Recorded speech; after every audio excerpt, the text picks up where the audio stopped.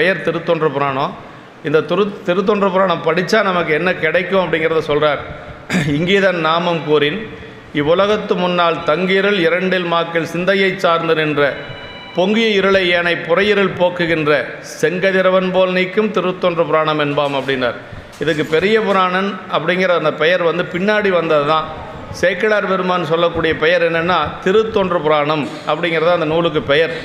அடியார் பெருமக்கள் அவங்கெல்லாம் திருத்தொண்டர்கள், தொண்டர்கள்ங்கிறது வேறு, திருத்தொண்டர்கள் அப்படிங்கிறது இறைவனுடைய திருவருள் பெற்ற தன்னலம் கருதாது பெருமானுக்கும் அடியார்களுக்கும் தொண்டு செய்தவர்கள் தான் நாயன்மார்கள். அதனால் திருத்தொண்டர் அதான் சொல்கிறார். அப்படி திருத்தொண்டர்களுடைய பெருமையை சொல்லக்கூடிய இந்த புராணம் என்ன அதனுடைய பயன் அப்படின்னா, இந்த உலகத்தில் 2 இருள் இருக்கிறது.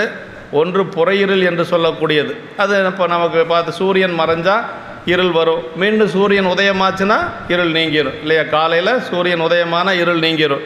இதுக்கு பேர் பௌதிக இருள் அப்படின்னு சொல்லி பேருங்க. இன்னொரு இருள் இருக்குது, அது என்ன அப்படின்னா நமக்கு இருக்கக்கூடிய ஆணவ இருள். அந்த ஆணவ இருள் எப்போ நீங்கன்னா பெரிய புராணம் படித்தா நீங்கள் அப்படின்னு சொல்கிறார்.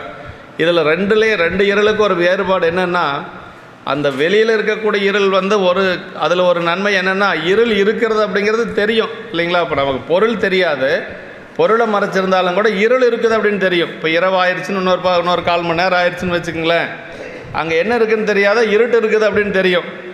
அங்கே இருட்டாக இருக்குதாப்பா அப்படின்னு சொல்லுவோம். ஆனால் இந்த இருள் எப்படின்னா பொருளையும் மறைச்சிரும், பெருமானையும் மறைச்சிரும், நம்மளையும் மறைச்சிரும், தான் இருக்கிறதும் வெளியில் தெரியாது. அதான் இந்த இருளுக்கு அந்த இருளுக்கும் வேறுபாடு. அந்த இருள் இருக்குதுங்கிறதாவது தெரியும். இந்த உள்ள இருக்கக்கூடிய ஆணவ இருளுக்கு பொருளையும் மறைக்கும், தன்னையும் மறைக்கும். அதான் ஒரு பொருளும் காட்டாது இருள்